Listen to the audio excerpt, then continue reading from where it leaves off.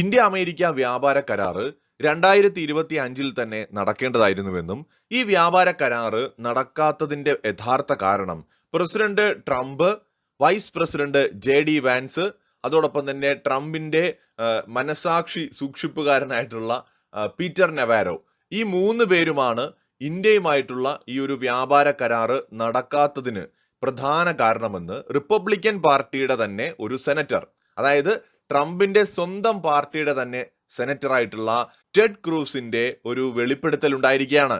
Interesting ആയിട്ടുള്ള കാര്യം, ഈ ഒരു വെളിപ്പെടുത്തൽ അദ്ദേഹം നേരിട്ട് മാധ്യമങ്ങളുടെ മുമ്പിലൊന്നും നടത്തിയതല്ല, തികച്ചും സ്വകാര്യമായ അദ്ദേഹത്തിന്റെ ഒരു യോഗം.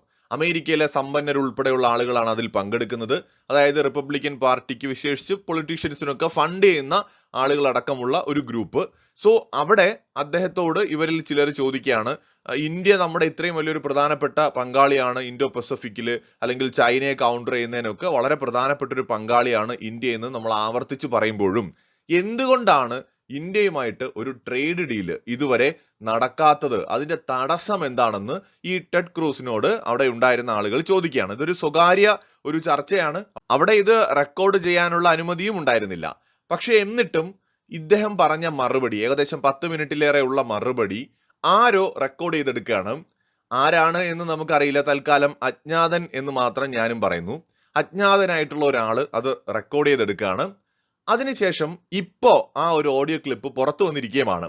ആ ഓഡിയോ ക്ലിപ്പിൽ അദ്ദേഹം പറയുന്നത്, നെവാരോ, JD വാൻസ്, ട്രംപ്, ഈ മൂന്ന് പേരും ചേർന്ന് അമേരിക്കയെ എവിടെയാണ് കൊണ്ടുപോകുന്നതെന്ന് ഒരു പിടിയും കിട്ടുന്നില്ല. ഏറ്റവും അടുത്ത സുഹൃത്തുക്കളെ, പങ്കാളികളായിട്ടുള്ള രാജ്യങ്ങളെ പോലും പിണക്കിക്കൊണ്ടുള്ള ഒരു പോക്കാണ് അവരുടേത്. ശരിക്കും ഇന്ത്യയുമായിട്ടുള്ള കരാറ് നടക്കേണ്ടതായിരുന്നു, അത് തടഞ്ഞത് ട്രംപും JD വാൻസും പീറ്റർ നെവാരോയുമാണ് എന്ന് വ്യക്തമായിട്ട് ടെഡ് ക്രൂസ് പറയുന്നുണ്ട്. ഇവിടെ കാര്യങ്ങൾ ക്ലിയർ ആണ്. ഇന്ത്യയുമായിട്ടുള്ള വ്യാപാര ബന്ധം അല്ലെങ്കിൽ വ്യാപാര കരാറ് അതിനെ തടഞ്ഞ് ഇന്ത്യയെ സമ്മർദ്ദത്തിലാക്കാൻ ഒരു കാരണം കണ്ടുപിടിച്ചത് ട്രംപിന്റെ തലയിൽ ഉദിച്ച ബുദ്ധിയാണ് എന്ന് വിശ്വസിക്കാൻ പ്രയാസമുണ്ട്. കാരണം ട്രംപിനെ മറ്റാരോ നിയന്ത്രിക്കുന്നുണ്ട്. ആരാണ് ഈ പീറ്റർ നെവാരോ എന്ന് നമ്മൾ മുമ്പൊരു വീഡിയോ ചെയ്തതാണ്. 76 വയസ്സുള്ള ഒരു അമ്മാവനാണ് പീറ്റർ നെവാരോ. ഇദ്ദേഹം ശരിക്കും ഒരു US-ലെ എക്കണോമിസ്റ്റ് ആയിട്ടാണ് അറിയപ്പെടുന്നത്. നിലവിലെ ട്രംപ് ഭരണകൂടത്തിലെ ഒരു സീനിയർ കൗൺസിലറാണ് അദ്ദേഹം. പ്രത്യേകിച്ച് ട്രേഡ്, മാനുഫാക്ചറിങ്ങുമായിട്ടൊക്കെ ബന്ധപ്പെട്ടുള്ള വിഭാഗത്തിൽ അദ്ദേഹമാണ് ഒരു പ്രധാനപ്പെട്ട റോൾ വഹിക്കുന്നത്. സോ ഇദ്ദേഹം ശരിക്കും ഡീപ് സ്റ്റേറ്റിനും പ്രസിഡന്റ് ട്രംപിനും ഇടയിലുള്ള ഒരു പാലമാണ് എന്ന് പല കോൺസ്പിറസി തിയറികളുമുണ്ട്. കാരണം ഇയാളുടെ സമീപകാലത്തെ ഇന്ത്യക്കെതിരായിട്ടുള്ള സ്റ്റേറ്റ്മെന്റുകൾ എടുത്തു കഴിഞ്ഞാൽ, ഇപ്പൊ ഇന്ത്യയുമായിട്ട് അമേരിക്കയ്ക്ക് ഒരു സൗഹൃദമാണ് വേണ്ടതെങ്കിൽ ഒന്ന് ആലോചിക്കുക. ഇന്ത്യയുമായിട്ടൊരു ട്രേഡിൽ ഏതെങ്കിലും ഒരു വിഷയത്തിൽ തർക്കം മാത്രമേ ഉള്ളൂവെങ്കിലും അമേരിക്ക നയതന്ത്ര തലത്തിൽ എന്താണ് ചെയ്യേണ്ടത്? ഇന്ത്യയുമായിട്ട് അവർ ചർച്ചകൾ നടത്തിക്കൊണ്ടേയിരിക്കണം. അങ്ങനെയാണല്ലോ ഉണ്ടാവേണ്ടത്. സാധാരണ ഒരു മാക്സിമം ഒരു 2 രാജ്യങ്ങൾ ഒരു ഇഷ്യൂ വന്നു കഴിഞ്ഞാൽ അത് പബ്ലിക്കലി ഒരുപാട് ചർച്ചയാക്കാതെ അവർ ഡിസ്കഷനിലൂടെ ഒരു ഡിസിഷൻ എടുക്കും. ഇല്ലെങ്കിൽ ട്രേഡ് ഡീല് കുറച്ച് വൈകി ആയാലും മതി എന്ന് വിചാരിച്ചാൽ തീരാവുന്നതേ ഉള്ളൂ. കാരണം നമുക്ക് ആ രാജ്യവുമായിട്ടുള്ള റിലേഷൻ അത്രയും ഇമ്പോർട്ടൻ്റ് ആണെങ്കിൽ നമ്മൾ അങ്ങനെ ചിന്തിക്കൂ. അല്ലാതെ സമയം കിട്ടുമ്പോഴൊക്കെ ആ രാജ്യത്തിനെ കുറിച്ച് നമ്മൾ ദോഷം പറയാൻ നിൽക്കുകയില്ല. പ്രസിഡന്റ് ട്രംപ് ഇന്ത്യയെ ഡെഡ് എക്കണോമി എന്ന് വിശേഷിപ്പിച്ചിട്ടുണ്ട്. നെവാരോ തരം കിട്ടുമ്പോഴെല്ലാം ഇന്ത്യക്കെതിരായിട്ട് പ്രതികരണങ്ങൾ നടത്തുന്ന ഒരു ലീഡറാണ്. ഇന്ത്യക്കെതിരായിട്ട് കാസ്റ്റ് അഥവാ ജാതിയെ എടുത്തിട്ടുകൊണ്ട്, ജാതിയെ ഉപയോഗപ്പെടുത്താനായിട്ട്, ജാതി പറഞ്ഞ് ഇന്ത്യക്കാരെ ഡിവൈഡ് ചെയ്യാനായിട്ട് ശ്രമിക്കുന്ന ഒരാളാണ് ഈ പ്രസിഡന്റ് ട്രംപിന്റെ ട്രേഡ് അഡ്വൈസർ ആയിട്ടുള്ള പീറ്റർ നെവാരോ. നമ്മൾ ഇന്ത്യക്കാർ ഇനിയും മനസ്സിലാക്കേണ്ട ഒരു കാര്യമാണ്. ഇല്ലെങ്കിൽ വല്ല സായിപ്പന്മാരും നമ്മളെ തമ്മിലടുപ്പിച്ച് ചോര കുടിക്കുക തന്നെ ചെയ്യും. നമ്മൾ ഇനിയെങ്കിലും മനസ്സിലാക്കണം, ഈ ജാതി എന്ന് പറയുന്ന കോക്കനട്ട് സാധനം ഉണ്ടല്ലോ, ഇത് നമ്മളെ തമ്മിലടിപ്പിക്കാൻ വേണ്ടിയിട്ടാണ് ഇന്ന് ഉപയോഗിക്കപ്പെടുന്നത്. ഇപ്പോൾ കേരളത്തിൽ തന്നെ കണ്ടില്ലേ, ഐക്യം ഉണ്ടാക്കാൻ പോകുന്നു, ഇല്ലാതാക്കാൻ പോകുന്നു. അതുപോലെ ഇപ്പോൾ UGC ഒരു വിഷയമായിട്ട് വന്നിട്ടുണ്ട്.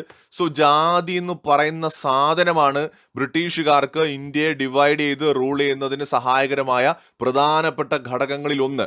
2 റിലീജിയൻ ആയിരുന്നു. ഈ മതത്തെയും ജാതിയും ഉപയോഗിച്ചുകൊണ്ടാണ് ഇത്രയും വലിയൊരു കോണ്ടിനെന്റിനെ ബ്രിട്ടീഷുകാർ 4, 3, 7 പേര് മറ്റേ കമ്പനി പട്ടാളം വന്ന് ഭരിച്ചത് എന്ന് നമ്മൾ മറന്നു പോകരുത്.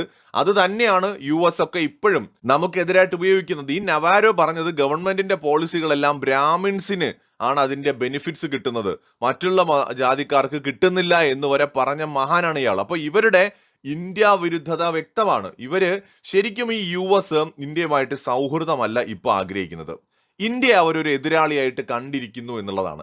പുറമേ അവർ ഇന്ത്യ ഒരു പ്രധാനപ്പെട്ട പാർട്ട്ണറാണ്, മറ്റതാണ് മറിച്ചതാണ് കോക്കനട്ടാണെന്നൊക്കെ പറയുന്നുണ്ടെങ്കിലും യഥാർത്ഥത്തിൽ ഇവർ ഇന്ത്യ ഒരു എതിരാളിയായി കണ്ടിരിക്കുന്നു എന്ന് ഇനി നമുക്ക് സംശയമില്ലാതെ പറയാം. അതുകൊണ്ടാണ് ഇന്ത്യയുടെ മേൽ താരിഫ് ചുമത്താൻ അവർ കണ്ടെത്തിയ റീസൺസ് ആണ്. ഒന്ന്, റഷ്യയിൽ നിന്ന് ഓയിൽ വാങ്ങുന്നത്. ആ സമയത്ത് തന്നെ US റഷ്യയിൽ നിന്ന് ന്യൂക്ലിയർ അനുബന്ധമായ സാധനങ്ങൾ ഇറക്കുമതി ചെയ്തുകൊണ്ടിരിക്കുകയാണ്. അതുപോലെ തന്നെ യൂറോപ്പ് ഓയിൽ ഇറക്കുമതി അവസാനിപ്പിച്ചിട്ടില്ല. പക്ഷെ ഇന്ത്യ ഓയിൽ വാങ്ങുന്നു എന്ന് പറഞ്ഞുകൊണ്ട് നമുക്കെതിരെ അവരെന്ത് ചെയ്തു? 25% എക്സ്ട്രാ താരിഫ് ചുമത്തുന്നു. അങ്ങനെ നമ്മുടെ താരിഫ് ഒരു ഘട്ടത്തിൽ ചൈനയേക്കാൾ കൂടുതൽ 50% കൊണ്ടുവച്ചു. അപ്പൊ ഇത് ഇന്ത്യയുടെ എക്കണോമിക് ഗ്രോത്തിനെ തടയാനാണ്. അമേരിക്ക ഭയപ്പെടുന്നു. ഇന്ത്യയുടെ എക്കണോമിക് ഗ്രോത്തിനെ മാത്രമല്ല, സൈനിക ശക്തിയെയും അമേരിക്ക ഭയപ്പെടുന്നു. ഇതിനെ നമ്മൾ നിഷേധിച്ചുകൊണ്ടൊരു കാര്യവുമില്ല. കാരണം ഓപ്പറേഷൻ സിന്ദൂറിൽ നമ്മൾ ചില സോഴ്സുകൾ, അതായത് ഇപ്പോൾ സ്വിസ് കേന്ദ്രമായിട്ടുള്ള ഒരു സ്വതന്ത്ര സോഴ്സിൽ നിന്ന് ഇന്നലെ ഒരു റിസർച്ച് റിപ്പോർട്ട് പുറത്തു വന്നിട്ടുണ്ട്. നമ്മുടെ മാധ്യമങ്ങളൊക്കെ റിപ്പോർട്ട് ചെയ്തിട്ടുണ്ട്. സോ അവർ പറയുന്നത് ആദ്യഘട്ടത്തിൽ ഇന്ത്യ വളരെ കൃത്യമായിട്ട് പാകിസ്ഥാന്റെ തീവ്രവാദ കേന്ദ്രങ്ങളൊക്കെ തന്നെ ആക്രമിക്കുന്നു. രണ്ടാമത്, പാകിസ്ഥാൻ അതിഭയാനകമായ ഒരു ആക്രമണം എന്ന് വെച്ചാൽ ഇന്ത്യ പാകിസ്ഥാന്റെ സൈനിക കേന്ദ്രങ്ങളെ ഒന്നും ലക്ഷ്യമിട്ടിരുന്നില്ല, പക്ഷെ മാസ്സായിട്ടുള്ള ഒരു അറ്റാക്കിന് പാകിസ്ഥാൻ തയ്യാറെടുക്കുന്നു. അങ്ങനെ നടന്നൊരു ആക്രമണത്തിൽ ഇന്ത്യയുടെ ഭാഗത്തും ചില നാശനഷ്ടങ്ങൾ ഉണ്ടായിട്ടുണ്ട് എന്നാണ് സ്വതന്ത്രമായിട്ടുള്ള ഒരു ഏജൻസിയുടെ റിപ്പോർട്ട്. ഒരു സ്വിസ് ആസ്ഥാനമായിട്ടുള്ള ഒരു ഏജൻസി, ഇന്ത്യൻ ഏജൻസി അല്ല.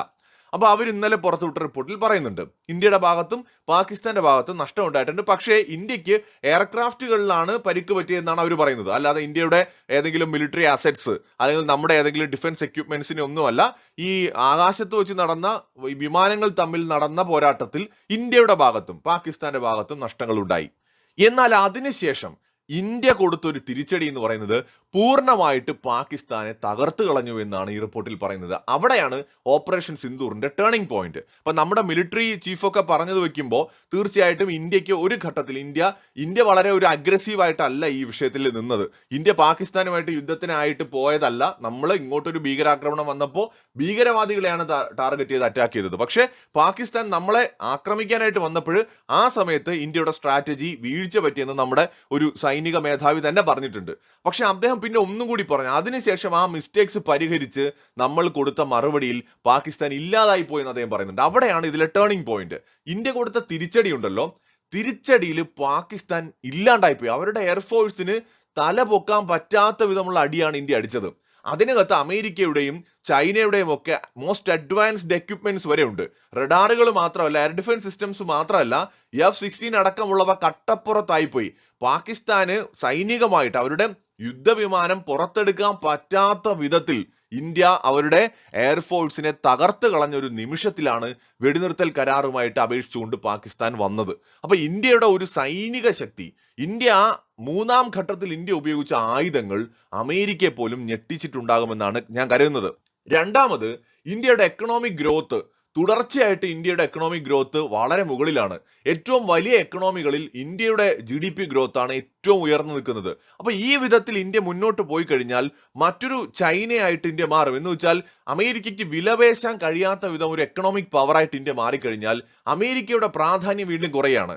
എപ്പോഴാണ് അമേരിക്കയ്ക്ക് ഇന്ത്യ കംഫർട്ടബിൾ പാർട്ണർ ആവുന്നത്? അമേരിക്കയ്ക്ക് നെഗോഷിയേറ്റ് ചെയ്യുന്ന സമയത്ത്, ഒരു എഡ്ജ് ഉള്ള സമയത്താണ്. എപ്പോഴും ഇന്ത്യയുമായിട്ട് ഒരു വിഷയത്തിൽ ചർച്ച നടത്തുമ്പോൾ അല്ലെങ്കിൽ നെഗോഷിയേറ്റ് ചെയ്യുമ്പോൾ അമേരിക്കയ്ക്ക് ഒരു മേൽക്കൈ ഉണ്ടാവണം. അപ്പോൾ വളരെ പവർഫുൾ ആയിട്ടുള്ള, വളരെ വലുതായിട്ടുള്ള ഒരു എക്കണോമി ആയിട്ട് ഇന്ത്യ മാറിക്കഴിഞ്ഞാൽ അമേരിക്കയ്ക്ക് ആ ഒരു എഡ്ജ് കിട്ടില്ല. അപ്പൊ അതുകൊണ്ട് തന്നെ US ഒരു പൊട്ടൻഷ്യൽ എനിമിയാണെന്ന് ഇന്ത്യയെ തിരിച്ചറിഞ്ഞിട്ട് ഇന്ത്യയുടെ എക്കണോമിക് ഗ്രോത്തിനെ തടയാൻ വേണ്ടിയിട്ട് നടത്തിക്കൊണ്ടിരിക്കുന്ന നീക്കങ്ങളുടെ ഭാഗമാണ് ഇതെന്ന് കരുതേണ്ടി വരും. കാരണം ഇപ്പോൾ ടെഡ് ക്രൂസിന്റെ ആ ഒരു 10 മിനിറ്റ് ആ ഒരു ഓഡിയോ ക്ലിപ്പിനകത്ത് അദ്ദേഹം പറയുന്നത് ഇന്ത്യയുമായിട്ട് ട്രേഡ് ഡീല് നടക്കാത്തതിന്റെ കാരണം പ്രസിഡന്റ് ട്രംപും JD വാൻസും അതുപോലെ പീറ്റർ നവാരോയുമാണെന്നാണ് അദ്ദേഹം പറയുന്നത്. സ്വാഭാവികമായിട്ട് ഇതിൽ നിന്ന് നമുക്ക് ഉറപ്പിക്കാം ഇത് ഡീപ് സ്റ്റേറ്റിന്റെ കൂടി അറിവോടെയുള്ള ഒരു കളി തന്നെയാണ്. അപ്പോ ഇവിടെ കാര്യങ്ങൾ ക്ലിയർ ആണ്. ഏതാനും ദിവസങ്ങൾക്ക് മുമ്പാണ് പീറ്റർ നവാരോ പറഞ്ഞത് ChatGPT പോലെയുള്ള പ്ലാറ്റ്ഫോമുകൾക്ക്, അതായത് അമേരിക്കക്കാരുടെ പൈസയും എനർജിയും ഉപയോഗിക്കുന്ന പ്ലാറ്റ്ഫോംസിന് എന്തിനാണ് ഇന്ത്യക്കാർക്ക് അത് ഉപയോഗിക്കാനുള്ള അവസരം കൊടുക്കുന്നത്? അപ്പൊ AI ഇങ്ങനെ ഇന്ത്യക്ക് കൊടുക്കേണ്ട കാര്യമില്ല എന്ന രീതിയിൽ വരെ ഈ അമേരിക്കൻ പ്രസിഡന്റിന്റെ ട്രേഡ് അഡ്വൈസർ പീറ്റർ നവാരോ പറഞ്ഞിരിക്കുകയാണ്. സോ ഇങ്ങനെയൊക്കെ പറയുന്ന ഒരാളുള്ള ഒരു ഭരണകൂടമായിട്ട് നമുക്ക് ഒരിക്കലും ഒരു ഹെൽത്തി റിലേഷൻ മുന്നോട്ട് കൊണ്ടുപോകാൻ പറ്റില്ല. സോ അമേരിക്കയുടെ മനസ്സിലിരിപ്പ് ഇത്രയേ ഉള്ളൂ, അതായത് അവർ ഇന്ത്യയുമായിട്ട് ഒരു സൗഹൃദം തൽക്കാലത്തേക്കെങ്കിലും ആഗ്രഹിക്കുന്നില്ല. രണ്ടാമത്, ഇന്ത്യയെ ഒരു കോമ്പറ്റേറ്റർ ആയിട്ട് കാണാൻ തുടങ്ങിയിരിക്കുകയാണ് അമേരിക്ക. അതായത് നേരത്തെ അമേരിക്ക ഇന്ത്യ ഒരു സുഹൃത്തായിട്ട് കണ്ടിരുന്നെങ്കിൽ ഇന്ന് ചൈനയെ പോലെ ഒരു കോമ്പറ്റേറ്റർ, ഒന്നുകിൽ പൊട്ടൻഷ്യൽ കോമ്പറ്റേറ്റർ ആയിട്ട് കാണുന്നുണ്ടാവും. കാരണം ഇന്ത്യയുടെ വളർച്ച ഭാവിയിൽ അമേരിക്കയ്ക്ക് ഒരു ഭീഷണിയായിട്ട് അവർ കരുതുന്നുണ്ടാവാം. പ്രത്യേകിച്ച് ഇന്ത്യ എക്കണോമിക്കലി കൂടുതൽ പവർഫുൾ ആയി കഴിഞ്ഞാൽ സൈനികമായിട്ടും ഇന്ത്യ കൂടുതൽ ശക്തമാകുമെന്ന് അമേരിക്ക ഭയപ്പെടുന്നുണ്ടാവാം. ഇതൊക്കെ കൊണ്ട് തന്നെയാണ് അമേരിക്കയുടെ ഈ പോളിസിയിൽ വന്നിരിക്കുന്ന ഒരു മാറ്റം. ഒരുപക്ഷെ അമേരിക്കയിൽ നടക്കുന്ന സംഭവ വികാസങ്ങളെ കുറിച്ച് വളരെ കൃത്യമായിട്ട് തന്നെ ഇന്ത്യ അറിയുന്നുണ്ടെങ്കിലോ, അജ്ഞാതർ ഈ കാര്യങ്ങൾ ഇന്ത്യ അറിയിക്കുന്നുണ്ടെങ്കിലോ, എന്തായാലും ഏതോ അജ്ഞാതനാണ് ടെഡ് ക്രൂസിന്റെ ആ ഒരു സ്വകാര്യ ഒരു സംഭാഷണം, ആ ഒരു 10 മിനിറ്റ് വരുന്ന ഓഡിയോ ക്ലിപ്പ് എടുക്കുകയും ഇപ്പോൾ പുറത്തുവിടുകയും ചെയ്തിരിക്കുന്നത്. 2025 തന്നെ എന്തായാലും ഈ കാര്യങ്ങളൊക്കെ ഇന്ത്യ അറിയാനുള്ള സാധ്യതയുണ്ട്. അതുകൊണ്ടായിരിക്കാം പ്രധാനമന്ത്രി നരേന്ദ്രമോദി ട്രംപുമായിട്ട് പിന്നീട് ഒരു കൂടിക്കാഴ്ചയ്ക്ക് പോലും തയ്യാറാവാത്തതും, ട്രംപുമായിട്ട് യാതൊരു റിലേഷനും തൽക്കാലത്തേക്കെങ്കിലും മെയിൻറ്റെയിൻ ചെയ്യാത്തതും. ഒരുപക്ഷെ എല്ലാത്തിൻ്റെയും പുറകിലെ കളികൾ മനസ്സിലാക്കി തന്നെയാണ് ഇന്ത്യ മുന്നോട്ട് പോകുന്നതെങ്കിലോ. മാത്രമല്ല, അമേരിക്കയുമായിട്ട് തെറ്റിയതിനു ശേഷം ഇന്ത്യ ദ്രുതഗതിയിലാണ് സ്ട്രാറ്റജി മാറ്റിയിട്ട് മറ്റ് പാർട്ട്നേഴ്സുമായിട്ട് നമ്മൾ റിലേഷൻ ബിൽഡ് ചെയ്യുന്നത്. ഈവൻ ചൈനയുമായിട്ട് പോലും ഇപ്പോഴാ ഇന്ന് നമ്മൾ ചരിത്രപരമായ ഒരു എഗ്രിമെന്റ് സൈൻ ചെയ്യാൻ പോവാണ്. യൂറോപ്യൻ യൂണിയനും ഇന്ത്യയും തമ്മിലുള്ള ഒരു ട്രേഡ് ഡീൽ. ശരിക്കും ഇന്ത്യയെ മനസ്സിലാക്കുന്നതിൽ അമേരിക്കൻ ഭരണകൂടത്തിന് വലിയ വീഴ്ച പറ്റിയെന്നാണ് എനിക്ക് തോന്നുന്നത്. കാരണം ഒരു ഗോൾഡൻ ഓപ്പർച്യൂണിറ്റിയാണ് അവർ മിസ് ചെയ്തത്. അവർ വിചാരിക്കുന്ന പോലെ ഇനിയും ഒരു യൂണിപോളാർ വേൾഡ് സാധ്യമല്ല. കാരണം ആ കാലഘട്ടം കഴിഞ്ഞു. പക്ഷെ അമേരിക്കയുടെ അതിമോഹം കാരണം ഇന്ത്യയുടെ വളർച്ചയെ തടയുന്നതിന് വേണ്ടി, നേരത്തെ ചൈനയെ കൗണ്ടർ ചെയ്യുന്നതിന് ഒരു ഒന്നാന്തരം പാർട്ണർ എന്ന് വിശേഷിപ്പിച്ചിരുന്ന ഇന്ത്യയെ തകർക്കുന്നതിന് വേണ്ടി, ഒരു പക്ഷെ ചൈനയെ തകർക്കുന്നതിനേക്കാൾ കൂടുതൽ എഫേർട്ട് US കഴിഞ്ഞ കുറച്ച് മാസങ്ങൾ കൊണ്ട് ഇട്ടതായി നമുക്ക് കാണാൻ കഴിയും. പക്ഷേ ഇന്ത്യ അതിനെ ഓവർകം ചെയ്യുന്ന ഒരു കാഴ്ചയാണ് കാണുന്നത്. അതിന് ഇച്ഛാശക്തിയുള്ള ഒരു ഭരണകൂടവും ഒരു നേതാവും ഈ രാജ്യത്തിനുണ്ട് എന്നതാണ് ഏറ്റവും പ്രധാനപ്പെട്ട കാര്യം. നരേന്ദ്രമോദിയും അദ്ദേഹത്തിന്റെ ടീമും സാഹചര്യങ്ങൾ മുൻകൂട്ടി കണ്ടുകൊണ്ട് മറ്റു വഴികൾ തേടുമെന്ന് അമേരിക്ക വിചാരിച്ചു കാണില്ല. എന്തായാലും യൂറോപ്പുമായിട്ട് ഇന്ത്യ ട്രേഡ് ഡീല് സൈൻ ചെയ്യുന്നതോടെ ഇന്ത്യയെ എക്കണോമിക്കലി തകർത്ത് കളയാമെന്ന അമേരിക്കയുടെ മോഹങ്ങൾക്ക് കൂടിയാണ് കനത്ത തിരിച്ചടിയായിട്ട് അത് മാറുന്നത്. യുണൈറ്റഡ് സ്റ്റേറ്റ്സ് ഓഫ് അമേരിക്ക ഇല്ലെങ്കിലും ഇന്ത്യ പിടിച്ചു നിൽക്കും, ഇന്ത്യ വളരും, ഇന്ത്യക്ക് മറ്റു വിപണികളുണ്ട് എന്ന് കാണിച്ചു കൊടുക്കുവാനും ഇന്ത്യക്ക് കഴിഞ്ഞു എന്നത് ട്രംപിന്റെ ഭരണകൂടത്തിന് ഏറ്റ കനത്ത തിരിച്ചടി തന്നെയാണ്. എന്തായാലും ഇന്ത്യക്കാരും മറന്നു പോകേണ്ട, US ഇന്ത്യയുടെ നന്മയല്ല ആഗ്രഹിക്കുന്നത്, അവര് നമ്മളെ ഒരു ശത്രുവായിട്ട് കാണുന്നുണ്ട്. അതുകൊണ്ട് തന്നെയാണ് ഇന്ത്യയുമായിട്ടുള്ള വ്യാപാര കരാറ് യാഥാർത്ഥ്യമാകാത്തത്. എത്രയോ രാജ്യങ്ങൾ, 27ഓളം രാജ്യങ്ങളുള്ള യൂറോപ്യൻ യൂണിയന് ഇന്ത്യയുമായിട്ടൊരു ട്രേഡ് ഡീൽ ഉണ്ടാക്കാൻ കഴിയുമെങ്കിൽ അമേരിക്ക എന്ന് പറയുന്ന ഒരു രാജ്യത്തിന് ഇന്ത്യയുമായിട്ട് എന്തുകൊണ്ടാണ് ട്രേഡ് ഡീൽ ഉണ്ടാക്കാൻ പറ്റാത്തത് എന്ന് മാത്രം ആലോചിച്ച് നോക്കിയാൽ മതി. അവരത് ആഗ്രഹിക്കാത്തത് കൊണ്ടാണ്, അല്ലെങ്കിൽ ഇന്ത്യയെ തകർക്കുന്ന തരത്തിലുള്ള ഒരു ട്രേഡ് ഡീലാണ് അവർ ആഗ്രഹിക്കുന്നത്. അതിന് ഇന്ത്യ നിന്നു കൊടുക്കാത്തത് കൊണ്ടാണ്. മറ്റൊരു വീഡിയോയുമായി വീണ്ടും വരാം.